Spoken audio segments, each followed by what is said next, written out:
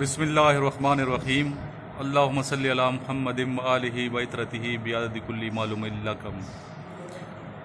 الحمدللہ اسٹوڈنٹس، آج 26 جون 2019 ہے اور آج کا یہ lecture number 65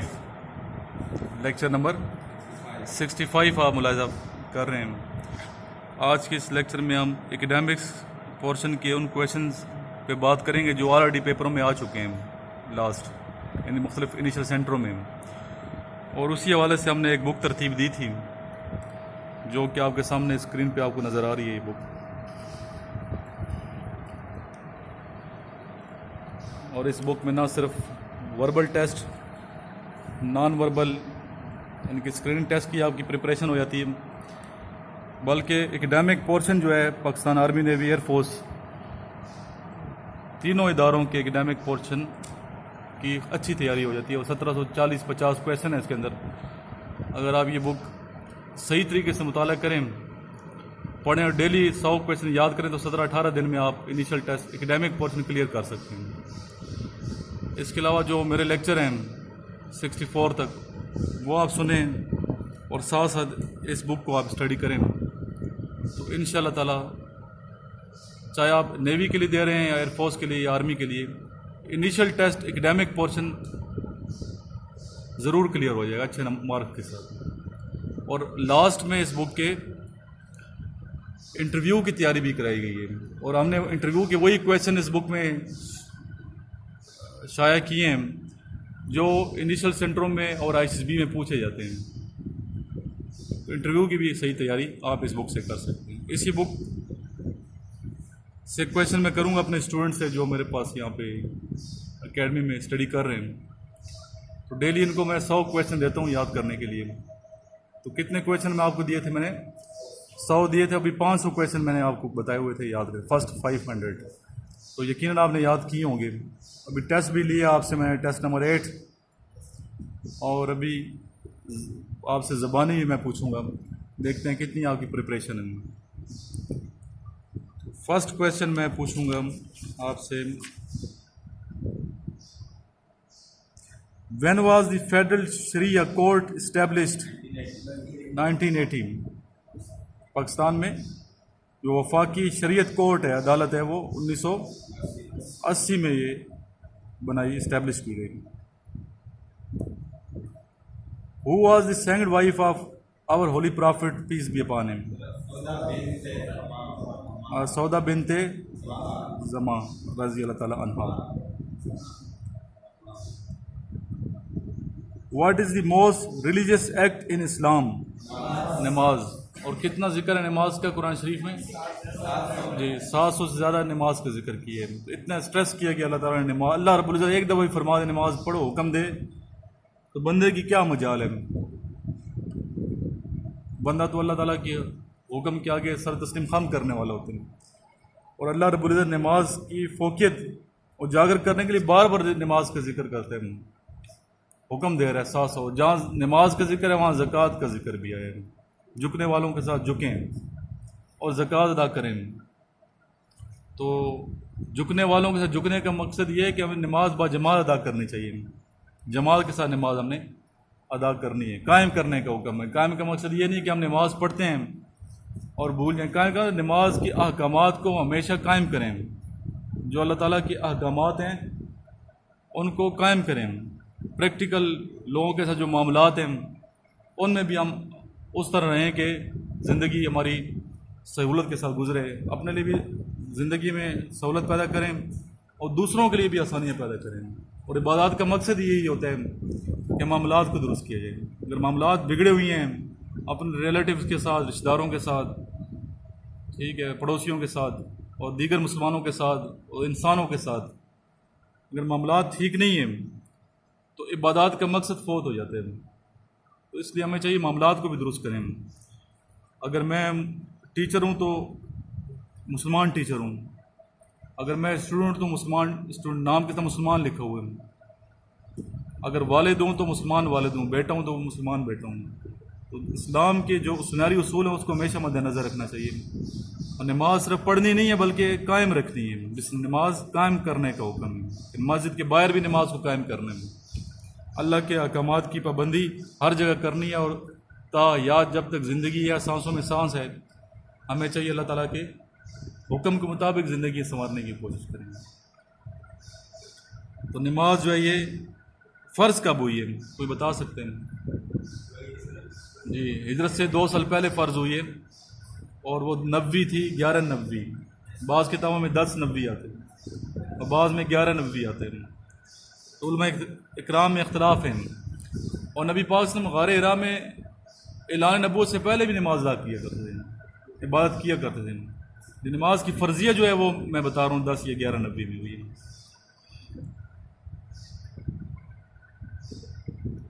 where is Iqbal museum located? Lahore. اس میں اقبال کے کلام اور نسخہ جات بھی ہیں، مسودات ہیں۔ مسودہ کسے کہتے ہیں؟ ہاتھ کی لکھی ہوئی تحریر کو مسودہ کہتے ہیں۔ ہمارے ایک ٹیچر تھے پشاور یونیورسٹی، فوت ہو گئے، اللہ تعالیٰ ان کو بخشے، ڈاکٹر صاحب کلوری صاحب چیئرمین تھے۔ انہوں نے پی ایچ ڈی کی تھی اقبال کے غیر مطبوع کلام پہ جو شائع نہیں ہوا، تو ایک مشکل ان کو ٹاپک دیا گیا تھا، اور بڑے احسن طریقے سے انہوں نے پھر ان لائبریریوں میں میوزیم میں جا کے انہوں نے بہت استفادہ کیا اور ایک اچھا تھیسس جو ہے تخلیق کیا، لکھا۔ اور علامہ اقبال کا جو معمول تھا وہ کیا تھا؟ تہجد پڑھنا معمول تھا، ڈیلی تہجد پڑھا کرتے تھے اور تلاوت کرتے تھے قرآن مجید کی۔ آپ کو پتہ ہے علامہ اقبال نہ صرف اردو زبان پہ، انگلش پہ، بلکہ عربی زبان پہ مکمل عبور تھا۔ آپ کو فارسی، عربی، جرمنی زبان آپ نے عطیہ فیضی سے سیکھی تھی، تو بہت سی زبانوں پر عبور تھا، اور عربی زبان کو نہ صرف سمجھتے تھے بلکہ مکمل عبور تھا، گرامر سے بھی واقف تھے۔ اور جب علامہ اقبال تلاوت کیا کرتے تھے قرآن مجید کی تو بے تحاشا روتے تھے، اور وہ قرآن مجید جو علامہ اقبال کے جس کی تلاوت کرتے تھے تو اس کے ایک ایک صفحے پہ آنسوں کے نشانات ہوتے تھے، اور پھر آپ کا جو خدمتگار تھا علی بخش اس کو سکھاتا تھا قرآن مجید کو، اتنا روتے تھے، روتے اتنے زیادہ کہ ہر صفحہ بھیگ جاتا۔ اور وہ قرآن مجید کا نسخہ جو ہے وہ بھی محفوظ ہے لاہور میں، اب بھی آپ ان کے آنسوں کے نشان دیکھ سکتے ہیں اس کے اوپر۔ وہ ایک عاشق رسول تھے، دین سے محبت کرنے والی شخصیت۔ تو اس میوزیم کا بھی ہمیں چاہیے کہ دورہ کریں، اور جب بھی لاہور جائیں، میں جب بھی لاہور جاتا ہوں تو بادشاہی مسجد ضرور جاتا ہوں، بلکہ پہلا فرسٹ پریارٹی ہوتی شاہی مسجد جانا، اقبال کے دربار پہ حاضری دینا، آپ کے مزار پہ، اور وہاں پہ آپ کو پتہ ہے نبی پاک صلی اللہ علیہ وسلم کے تبرکات موجود ہیں، آپ وسلم کے نالین پاک ہیں، آپ وسلم کے موئے مبارک ہیں۔ حضرت فاطمہ الزہرا رضی اللہ تعالیٰ عنہ جو خاتون جنت ہے، نبی پاک صلی اللہ علیہ وسلم کی صاحبزادی ہیں، ان کے تبرکات موجود ہیں وہاں پہ۔ حضرت علی رضی اللہ تعالیٰ عنہ کے تبرکات موجود ہیں شاہی مسجد کے اندر، جو اوپر آپ جائیں تو خاص پر نالین پاک، نبی پاک صلی اللہ علیہ وسلم کے نالین مبارک، ان کا دیدار میں کرتا ہوں۔ میں ادھر بیٹھ جاتا ہوں، وہ جاننے والے بھی ہیں سارے، محبت کرتے ہیں، ادھر بیٹھ کے دعا بھی مانگتے ہیں، اور جو نبی پاک صلی اللہ علیہ وسلم کے نالین مبارک کے سامنے دعا شخص مانگتا ہے اس کی دعا قبول ہوتی ہے، اور منہ مبارک ہے نبی پاک صلی اللہ علیہ وسلم۔ تو جب بھی لاہور جائیں تو ضرور آپ کو چاہیے کہ بحیثیت مسلمان ادھر جانا چاہیے، باوضو حالت میں جائیں، درود شریف پڑھتے ہوئے جائیں، اور ان تبرکات کا ضرور دیدار کریں، اللہ تعالیٰ موقع دیں۔ علامہ اقبال کے مزار پہ جائیں تو آپ دیکھیں گے ایک روحانی تسکین کا احساس ہوگا، آپ کو سکون ملے گا۔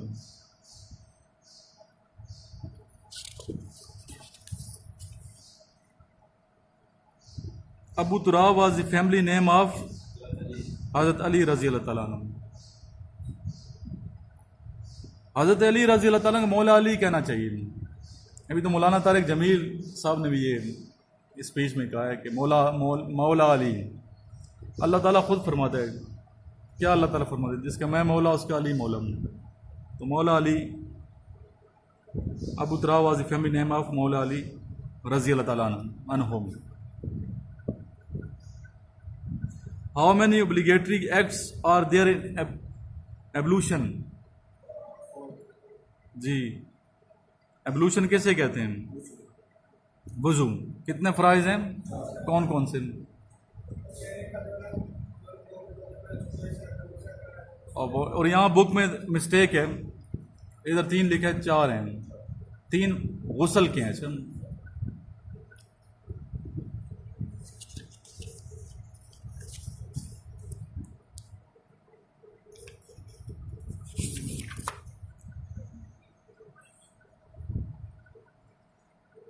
What does the word Quran means?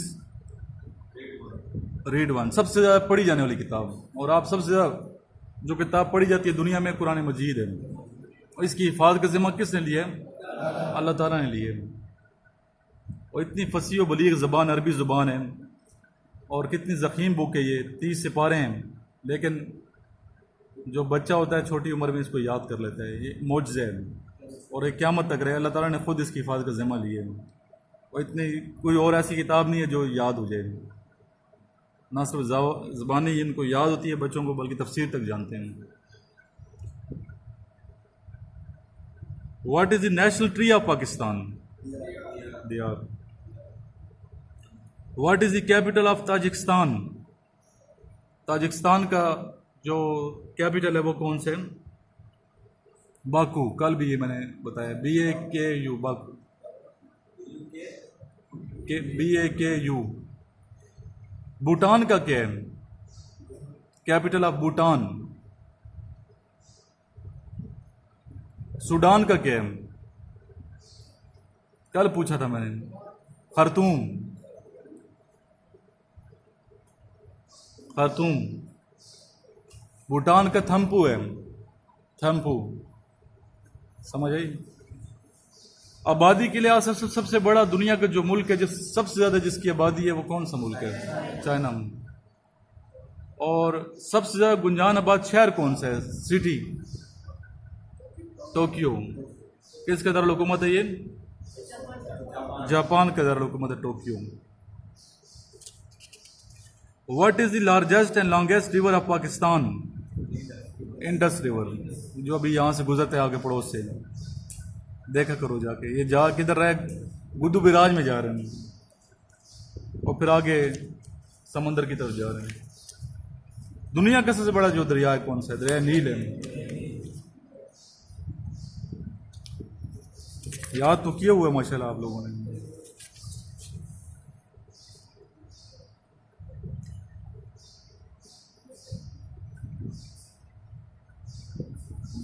Where was 2014 FIFA World Cup held? Where was 2014 FIFA World Cup held? Brazil.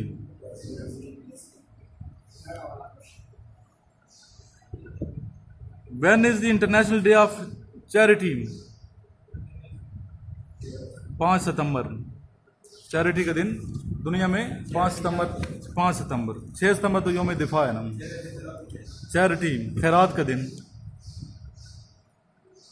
صدقہ خیرات.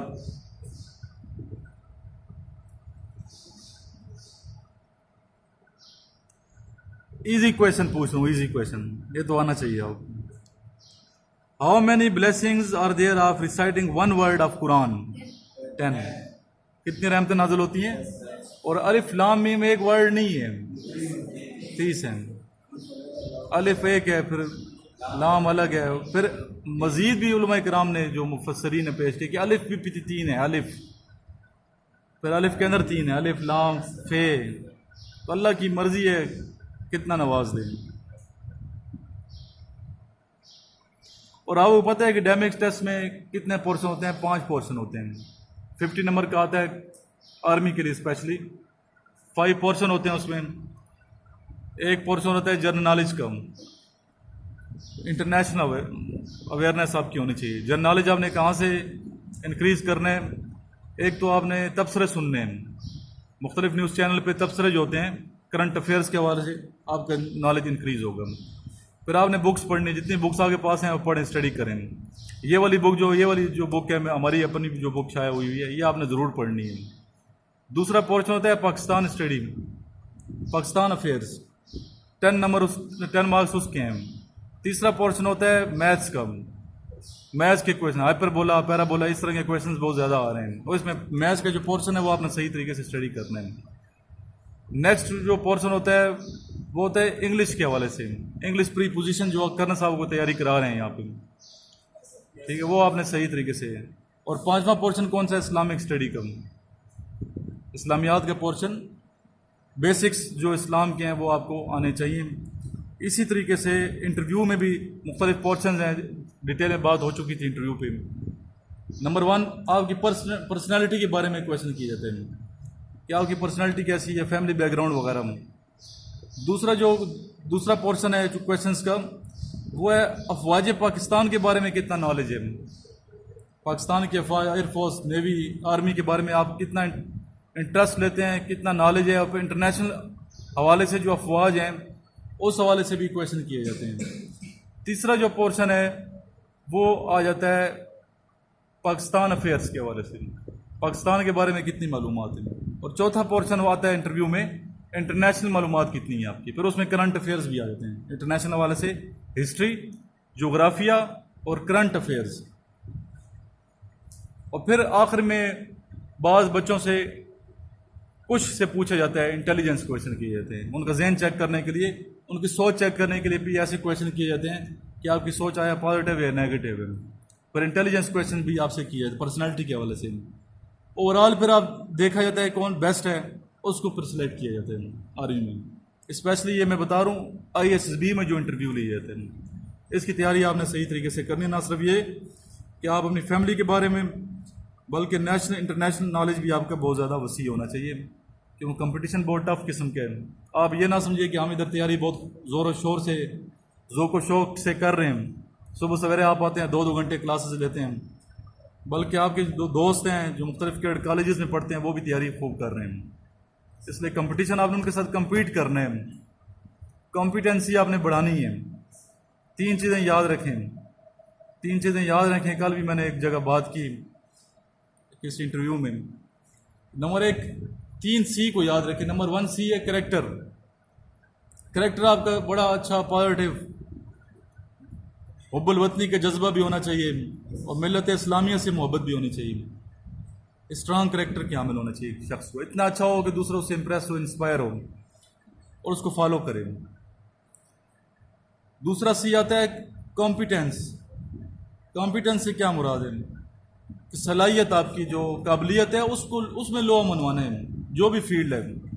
اگر آپ FCS کر رہے ہیں تو FCS میں کمپیوٹر کا نالج بڑا اسٹرانگ ہونا چاہیے, صلاحیتیں آپ کی بھرپور ہونی چاہیے.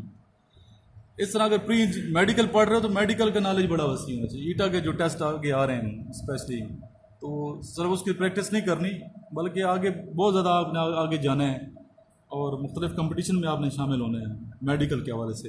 اس طرح CSS کریں گے تو وہ آپ کا اپنی فیلڈ میں اسپیشل جو نالج ہے وہ بڑا وسیع ہونا چاہیے. تیسری C ہے کریج. کریکٹر, کمپیٹنس اور تیسرے نمبر پہ کریج. کریج کا مطلب دلیر ہونا چاہیے, خدا کرے بہادر ہو, بزدل نہ ہو. دلیر مومن پسند ہے اللہ تعالیٰ کو, دلیر ہونا چاہیے, صحت مند اور دلیر ہو. دلیر اس وقت تک نہیں ہو سکتا انسان جب تک ایمان اسٹرانگ نہیں ہوگا اللہ کی ذات پہ. موت پہ یقین ہونا چاہیے, اللہ پہ یقین ہونا چاہیے, ایمانداری, do right fear no one. اگر آپ صحیح ہیں, طریقے سے کر رہے ہیں, ڈاکو چور نہیں ہیں, تو آپ دلیر ہوں گے. جھوٹے ہوں گے تو کبھی بھی دلیر نہیں ہو سکتے, سچے ہوں گے تو ہمیشہ دلیر ہوں گے. تو یہ کریکٹر کی خوبیاں آپ نے پیدا کرنی ہیں, تو ہر فیلڈ میں انشاءاللہ تعالیٰ کامیابی آپ کا دامن چھوئے گی. اگر آپ یہ 3 خوبیاں پیدا کر لیں تو ہر فیلڈ میں کامیاب ہوں گے, کامیابی آپ کو مقدر ہوگی. لیکن شرط یہ کہ صحیح طریقے سے زندگی گزارنے کی کوشش کریں گے. نیکسٹ بیٹا کویشچن ہے, USA کا بھی صدر کون ہے؟ پورا نام کون بتا سکتے ہیں؟ جی صدر, ہاں ٹھیک ہے.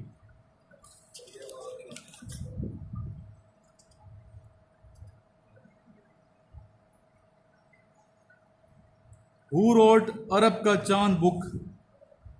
عرب کا چاند ہندو تھا، نام بتائیں جی. پرشاد تو ٹھیک ہے، Lakshman Prasad, Swami Lakshman Prasad. India commissioner in Pakistan is called high commissioner. Total صورتیں کتنی ہیں قرآن مجید میں؟ 114. مکی کتنی اور مدنی کتنی ہے؟ ہاں ٹھیک ہے. مکی اور مدنی صورتوں میں کیا فرق ہے؟ جو نبی پاک میں ہجرت سے پہلے جو نازل ہوئی ہیں صورتیں انہیں کیا کہتے ہیں؟ انہیں مکی صورتیں کہتے ہیں. ہجرت کے بعد جو صورتیں نازل ہوئی ان کو مدنی صورتیں ہیں. ہجرت کب نبی پاک نے فرمائی تھی؟ AD کیا تھی اس وقت؟ 622 AD. 622 AD آفٹر ڈپارچر، عیسوی جسے کہتے ہیں. 622 عیسوی، فرسٹ ہجری.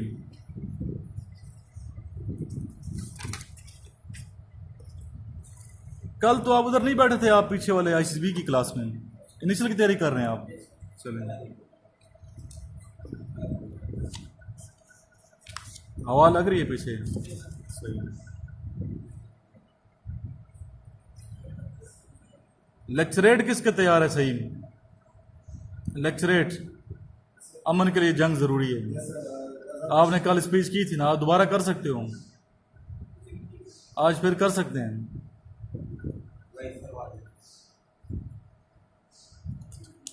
کسی ٹاپک پہ کریں، آئیں لے آئیں سامنے آئیں. لیکچریٹ آپ کے پاس 2 منٹ، آپ نے وہاں ICB میں لیکچریٹ یعنی کہ اسپیچ کرنی ہے.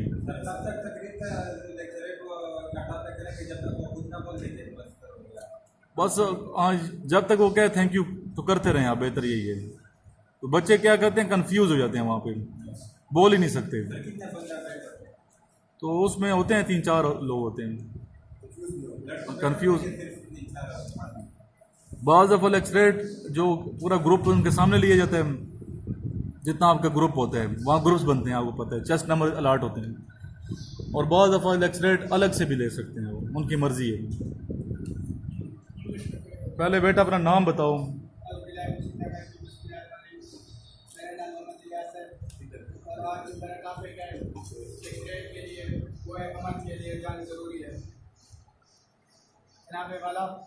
سو کی جو افق پہ چھانے لگی، مقتل سے صدا پھر آنے لگی. ہیں ظلم کے شعلے بھڑک اٹھے، دھرتی کے ذرے سلگ اٹھے. ایسے میں جبر کے نیزے نے ممتا کا کلیجہ کاٹ دیا. ان حق کے ٹھیکے داروں نے پھر حق کا دریا پھاڑ دیا. یہ جیل کیوں ہے اے لوگو، وہ قتل ہوا کیوں اے لوگو.